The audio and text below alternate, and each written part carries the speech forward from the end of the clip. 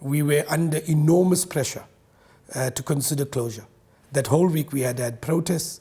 We had been trying to, my colleagues, Tawana and Andrew and Zeblon, had been trying to manage it, and we had begun to look at the possibility of how to address the crisis that we were in. And one of the options was closure. I want to be honest, a full closure for a period of 2 weeks. There was a lot of support for that, and in some quarters, people were actually pushing us to do that.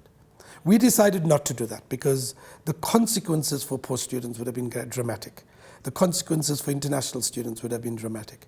And so we decided not to do that and look at alternatives. And one of the big alternatives that we began to look through was the possibility of the poll. This was a joint decision of the entire executive.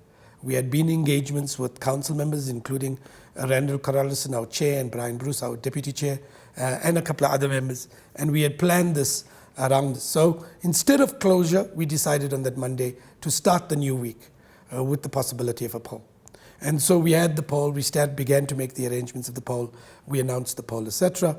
You do know on one of the nights that effectively on the Wednesday night, the students interdicted us and said no to the poll.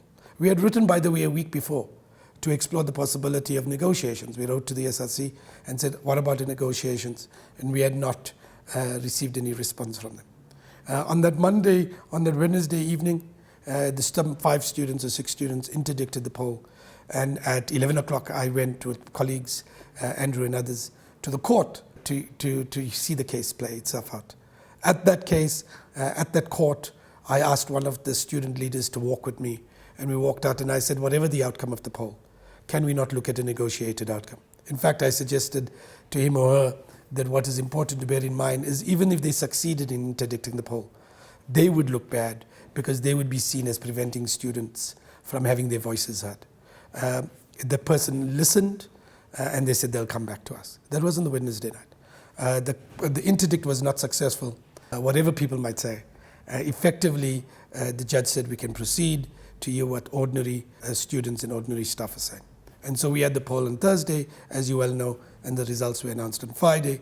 A decisive majority of people have suggested that they want to return to class. 77% of students and 92% of staff.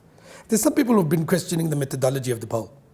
And they say, well, you know, if you really look at the numbers, 6,000 people did not receive the SMSs because of a problem on the service provider side that was managing the poll. And then they said we had only had 21,000 out of 30,000 students who received the SMS. Our answer to that is no poll is 100%. Never anywhere in the world. National surveys, institutional surveys. If you want to, this was the most comprehensive response we've had from any other, both in the system or in the nation. Speak to any survey specialist and they will say a return rate of 21,000 out of 30,000 surveys is not a bad rate. It's about 62%. Out of the 62%, 77% of the students said they want to return. By national standards, that's a comprehensive mandate for us to open, even with security. That was the question. Do you want us open even with security, if that is required? And so that was a comprehensive mandate, both from staff and students.